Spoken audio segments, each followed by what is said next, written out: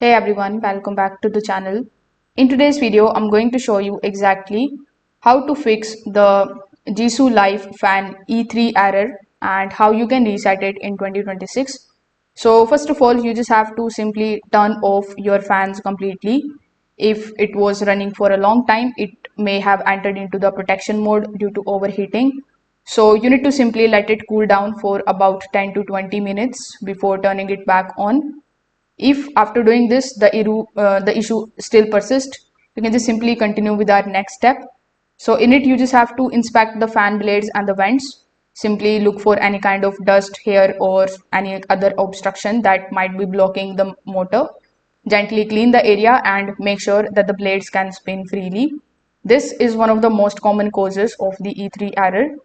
Now you just have to press and hold the power button for about 10 seconds and release it. Then wait for a few seconds and turn the fan back on. This resets the internal system and also clears the minor errors.